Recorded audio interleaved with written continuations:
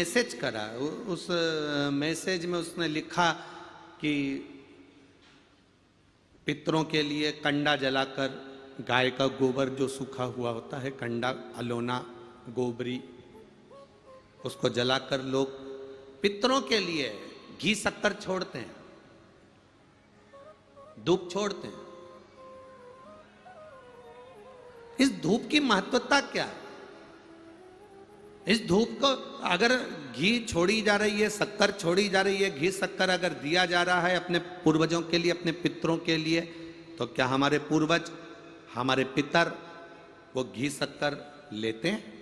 हम जो गुड़ छोड़ते हैं, घी छोड़ते हैं, शक्कर छोड़ते हैं, क्या लेते हैं? तो मेरा निवेदन है, जिसने मैसेज करा कि हमारे पूर्वज, हमारे पितर, हमारे देवता, क्या वो घी शक्कर, घी गुड़ का भाग ग्रहण करते हैं? तो उनसे निवेदन करूंगा, एक बार स्कंद पुराण को दिल से पढ़िएगा, एक बार स्कंद पुराण को अपने मन से पढ़िए, एक बार शिव पुराण को दिल से पढ़िए। आपको मालूम पड़ेगा कि घी शक्कर, जब कंडा जलाकर, गोबरी जलाकर, अलोना जलाकर, आपके यहाँ छत्तीसगढ़ में कंडे को क्या बोलते हैं हमें नहीं मालूम, पर गाय का जो गोबर होता है सूखा हुआ, थपथपा कर उसको, जो गाय का गोबर होता है जो धूप में सूख गया होता है कंडा, उस कंडे को जलाकर उसमें जो घी शक्कर, उसमें जो गुड़ घी छोड़ा जाता है, उसका महत्व क्या है, उसका फल क्या है, उसका रस तत्व, ये गौपितर शिव महापुराण की कथा कर रहे। आज के लोग हंसते हैं, क्या ऐसा हो सकता है? क्या आज के जमाने में ऐसा होता है? क्यों नहीं होता? शिव महापुराण की कथा को उठाकर देखिए। जिस समय पर जो आपसे कहें कंडे पर गुड़ घी छोड़ने से क्या पितरों को मिल जाता है, जो आपसे कहें कि तर्पण का जल देने से क्या पितरों को मिल जाता है, शिव महापुराण की कथा में पंडाल में फोटो लेकर बैठ गए या अपने घर पर बैठकर चावल हाथ में रखकर कथा सुन रहे हो, क्या उसका फल पितरों को मिल जाता है? उनके लिए ये गोपितर शिव महापुराण की कथा कहती है, जरा ध्यान लगाकर सुनना। राजा सगर जो सूर्य वंश के पता कर रहे हैं, भगवान राम के जो वंशज रहे राजा सगर, राजा सगर ने एक यज्ञ करा जिसका नाम था अश्वमेध यज्ञ।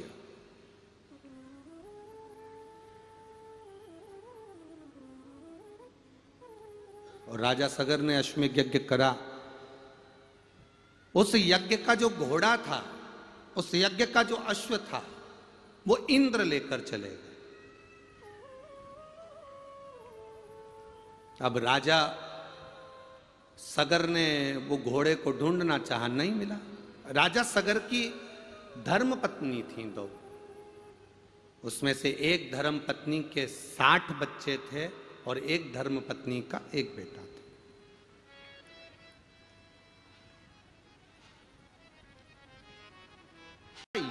घोड़ा अश्वमेध यज्ञ का अश्व का होना बहुत जरूरी है।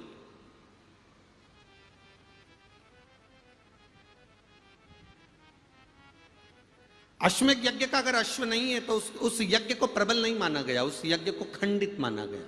अब घोड़ा ढूंढो। यह अश्वमेध यज्ञ भगवान राम ने भी करा था, यह अश्वमेध यज्ञ राजा बलि ने भी करा था, यह अश्वमेध यज्ञ भगवान कृष्ण ने भी करवाया था। अब अश्वमेध यज्ञ का अश्व नहीं मिल रहा। राजा सगर को नहीं मालूम कि इंद्र ने इसको चुरा लिया। कहीं इंद्र को लगा कि राजा सगर इंद्र की सत्ता को प्राप्त ना कर ले, इंद्र के वैभव को प्राप्त ना कर ले, इंद्र की गादी प्राप्त ना कर ले।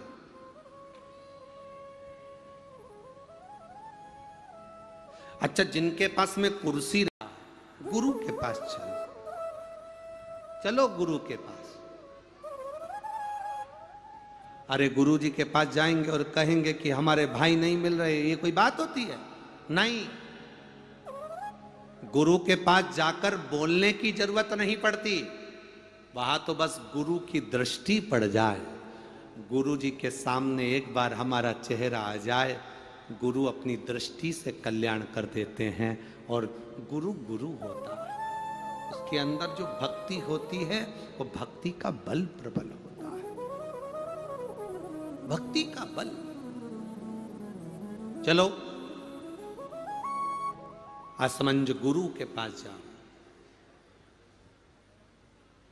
गुरु की शरणागति, भगवान का मंदिर, शिव महापुराण की कथा बहुत सुख देती है। जैसे देवराज नाम के ब्राह्मण मंदिर के अंदर गया, 2 कदम चलकर मंदिर के अंदर गया और बाबा की कृपा ऐसी हुई कि बेलपत्री के पेड़ के नीचे प्राण छोड़े थे और देवाधिदेव महादेव देवराज को लेकर गए थे।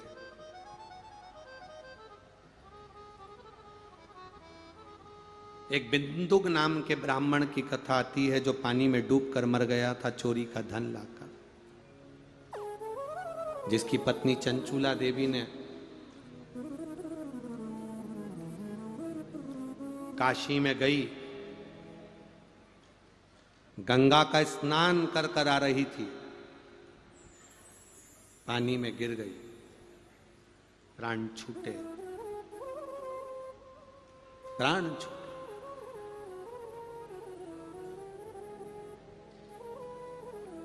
शिव धाम चली गई, पार्वती जी की सहेली बन गई, पति प्रेत योनि में पड़ा, उसकी मुक्ति नहीं हो रही है।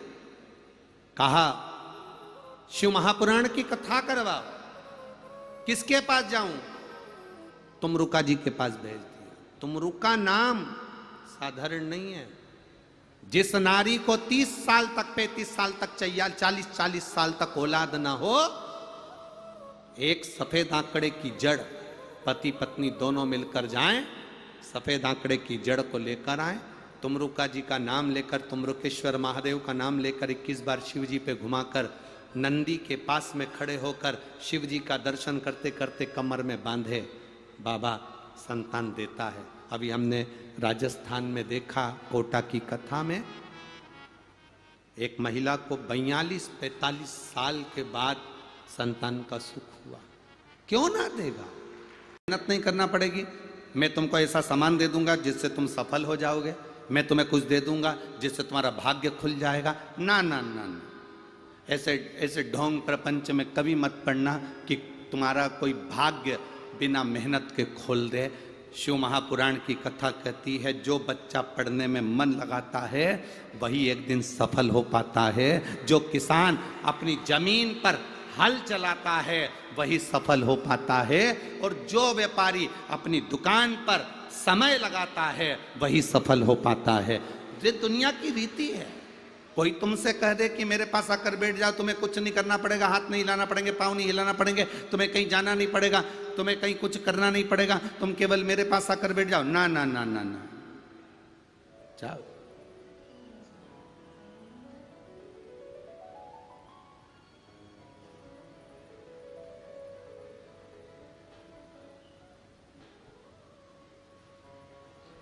आप अपना कर्म क्यों नहीं करते?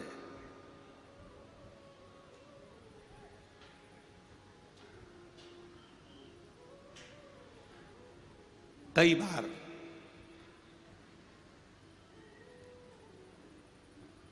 बार हमारे कुछ शिष्य ऐसे होते हैं जिनको ऐसा लगता है कि गुरुजी से हमारी बात नहीं होती या गुरुजी हमसे कम मिल पाते हैं।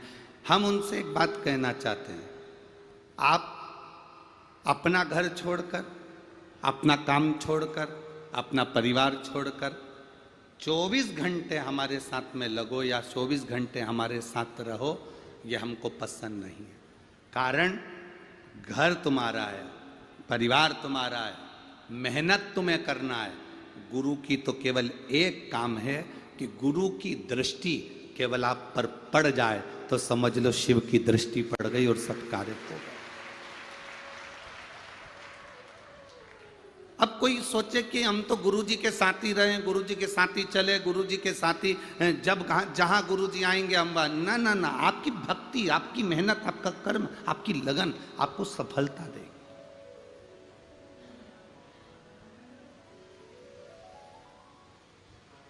और जब तक तुम मेहनत नहीं करोगे सफल नहीं हो सकते।